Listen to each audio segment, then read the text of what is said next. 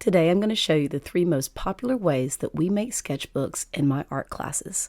We'll begin with a pamphlet stitch, and I'll show you 2 different ways that'll work great for us.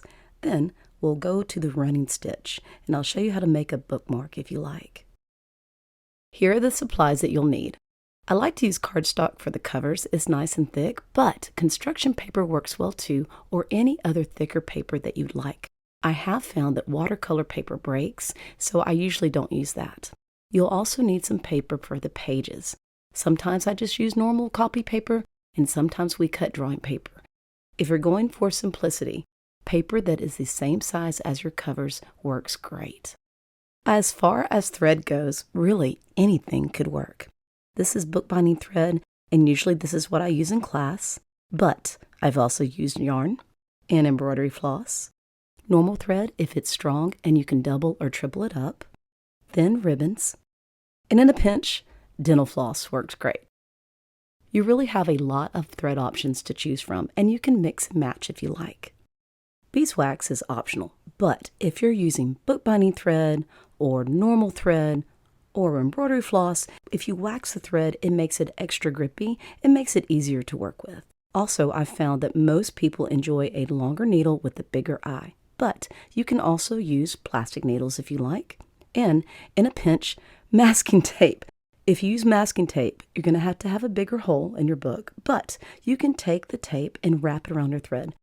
Just tear a little piece of tape, take the thread you're working with and the masking tape, and smush it around, and you're going to twist it and smush it until you get what feels like a sharp point, or as sharp as masking tape will allow. And it takes a few seconds. And then what you can do, if it's blunt on the end, you can take your scissors and just snip it so that it's a point and keep on twisting it, and that should work. But remember, you'll need a bigger hole through your pages and covers of your book. You'll also need something to poke the holes in your covers and pages. We use an awl in class, but a thumbtack works great, or any other sharp supply that will poke a hole. And something to poke your holes on. What I like to do is double or triple up cardboard so the awl goes deeper and pokes a larger hole. And of course, scissors. Supply that's optional, but very helpful, are little binder clips that allows you to clip the pages and cover together as you work. We'll start off with the basic pamphlet stitch that starts the sewing from the outside to the inside. That's what it looks like. But with the stitch, you can tie bows. You can add beads, you can leave a tail, you can add ribbon. It's really versatile. So it just kind of depends on what you like. You'll need paper for a cover. Today I'm using cardstock, and paper for your inside pages. This is just plain old copy paper, and it matches the size of my covers. But any paper that you like is fine. You'll line them up on your table by knocking them together and then place them down and fold them over. You can use your hand to crease your paper. You can also use a bone folder if you like. And I just take the bone folder and I run it over the crease a couple times. If you have paper that is slightly smaller than your cover, you don't need to adjust it if you don't want to. First, you'll take your cover paper and fold it in half.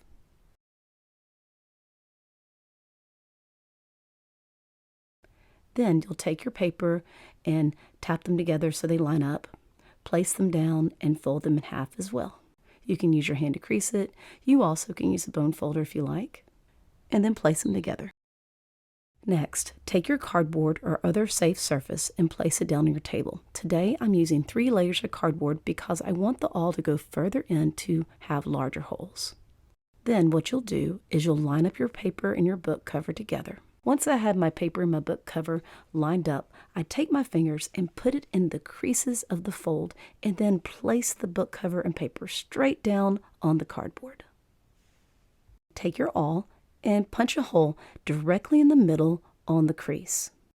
Then go to the top or the bottom, about an inch or so from the edge, and punch another hole. Then go down to the other side, about an inch or so from the edge, and punch another hole. That's it. Your first book is ready to sew. If your paper and your pages aren't exactly the same size, it's no big deal.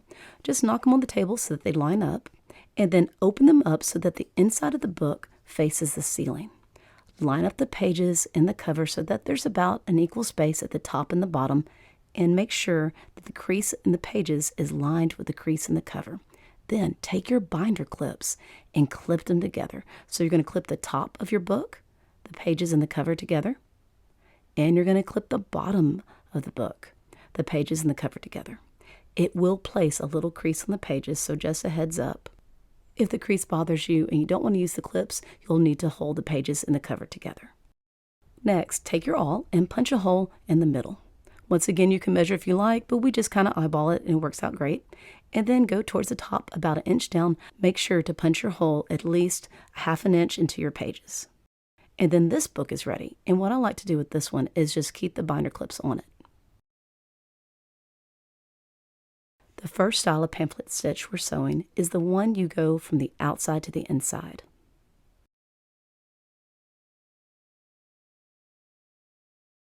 Today I'm using bookbinding thread. To measure your thread, line up your thread at the base of the book and then pull it down the length of your spine about 3 times. This is enough to sew the book and also give a nice length of thread that comes back out of the book for a tail or tied off however you want. And now we're ready to wax the thread. To wax your thread, you'll take your beeswax in one hand, hold the wax, and take the thread and lay it across the beeswax and your other thumb right on top of the thread. So it is wax, thread, thumb. Hold the end of the beeswax and pull the thread through. It's not how hard you press with your other thumb, it's this friction of the thread being pulled across the beeswax that melts the wax to your thread.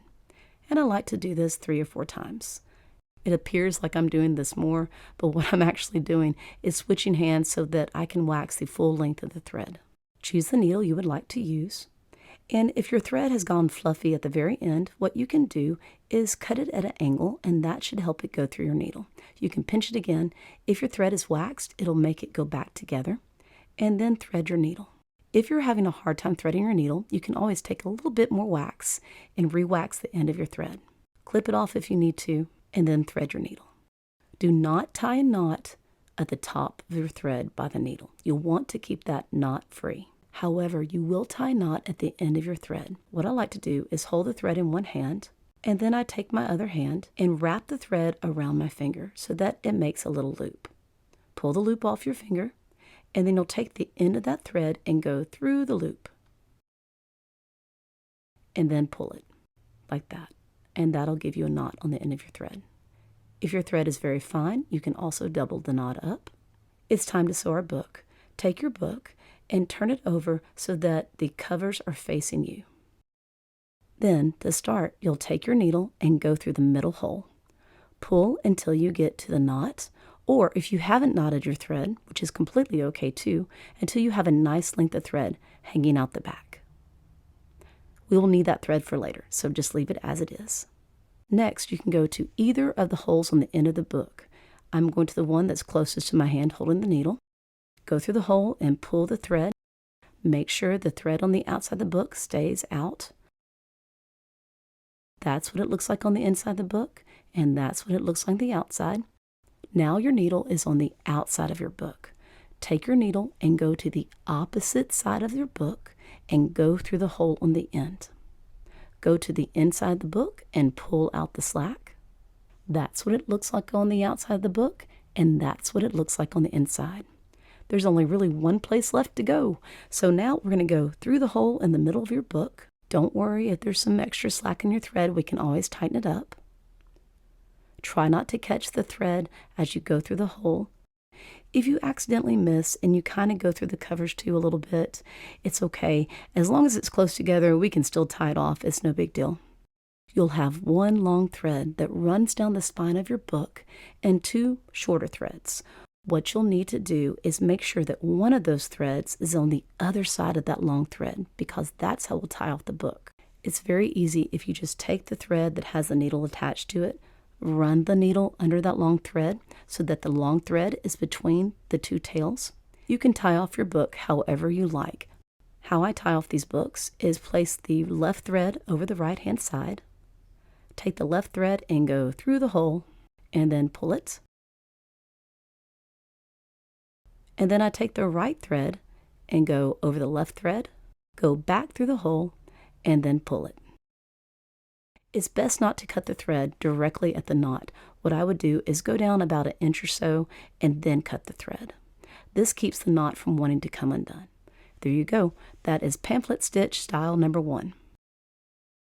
Next, we'll tackle pamphlet stitch style number 2, where the thread starts from the inside of the book and goes to the outside. You don't have a tail hanging out the outside, and it also gives you an option for a bookmark.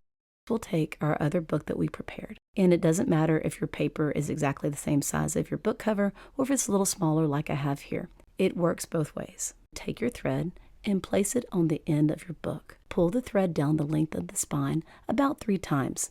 This gives you plenty of thread to sew your book and also leaves a tail long enough to turn into a bookmark.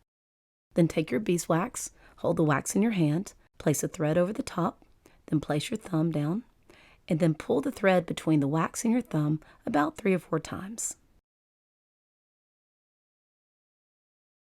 Remember, if the end of the needle gets fluffy, you can snip it off. You also can re-wax it to make it easier to go through the eye of your needle. Do not knot the thread at the top of your needle. However, you can place a knot at the very end of your thread. And to do that, you can just make a little pretzel knot and pull it tight. You can also choose to double knot it if you like. Pick up your book so that the inside of your book is facing you. Then take your needle and go through the middle hole on the inside of your book and pull it so that it leaves a tail on the inside of your book. You want to have a nice sized tail so that it gives you options if you'd like a bookmark. Now that our needle is on the outside of the book, you can choose to go to either of the holes on the edges of your spine. I'm just going to go to this hole because it's closest to my hand and go from the outside of the spine to the inside. Pull your needle. That's what it looks like on the outside of your book. And that's what it looks like on the inside. Next, what we're going to do is go to the other side of our book. Go to the hole that you have not gone through yet, the one that's on the opposite side of the spine. And you're going from the inside of the book to the outside. Pull your thread all the way through. That's what it looks like on the inside. And then take your needle and go back through the middle hole, trying to avoid the thread on the inside. Pull your thread all the way through. Then it's time to tie off our book. Make sure that the long thread that runs down the length of the spine on the inside of your book is between the 2 tails. So if you need to, you can lift up that middle thread and place one of the threads to the other side because we want them to catch that thread as we make our knot. If you choose to cut off your threads, make sure to leave an inch of thread past the knot so the knot doesn't want to come undone. You can also make a bookmark out of the tails by leaving them longer. The last of the books we're binding today is the running stitch. If you've ever sewn before, this will make a lot of sense. We begin the same way as we did with the other books. You'll need paper for the cover. In this case, I'm using cardstock, and you'll need paper for the inside. I'm using rainbow colored copy paper, just because I want to. You'll place the paper and the cover together, and you'll knock it on the table to line it up. Then you'll lay them down and fold them over. Use your hand or the bone folder to crease. Then you'll need your surface to poke holes on. I'm using 3 layers of cardboard. Place your cover paper and your pages together, knock them on the table to line them up, and place them face down on your surface. You'll want an even number of holes if you would like a bookmark that runs from the inside out. So what I like to do is place a hole at the top, about an inch to ½ inch in, and at the bottom. Then all the holes need to match up in there. It doesn't matter how you space them. You can space them how you want to. And to make things pretty even, I like to work my way from one side to the other. You can do this a different method if you want to. But remember, even holes will give you a thread that ends on the inside of your book and allows you to have a bookmark if you like. You at least need a hole at the top and the bottom, and then you can space your holes as you like along the spine. To make it easier to sew, I'm going to add my binder clips on the edges of this one. Go ahead and flip your book over so that the inside of the book faces you. To measure your thread, take your thread, line it up at the spine of your book, and pull it about 2 or 3 times. If you want to have a bookmark, I suggest pulling it 3 times down the length of your spine. Once again, I'm using wax for my thread, but you don't have to, it's up to you. Put your wax in your hand, place your thread over the top and your thumb over that, and pull your thread through about 3 or 4 times. If your thread is fluffy, just clip off the very end of it, then thread your needle. Remember, do not place a knot at the top of your thread where the needle is, but you can tie a knot at the very end of your thread if you like. I'm creating a knot by taking the end of my thread, looping it around my finger, and then taking the end again and going through the loop and pulling it tight. To begin sewing your book, take your needle and go through the very top hole from the inside of your book to the outside. Pull your thread all the way through so that the knot ends up in the valley of the spine. Now that your needle's on the outside of your book, take your needle and go through the second hole of your cover from the outside of your book to the inside. Pull your thread all the way through. That's what it looks like on the outside. Next, we're taking our needle and going out the next hole from the inside of the book to the out. Pull your thread all the way through. Now you should be on the outside of your book. Take the needle and go back to the inside of your book. Pull your thread all the way through. It really doesn't matter how many holes you have to do this method. It's just you at least need 2, one at the top and the bottom, but you're just sewing it in and out of your book, working your way down the spine. I have many students that like to add beads as they sew. To do that, oftentimes you have to remove the needle, so it takes a little bit more time, but it turns out really cute. Keep on sewing down this length of your spine until you're at the very last hole.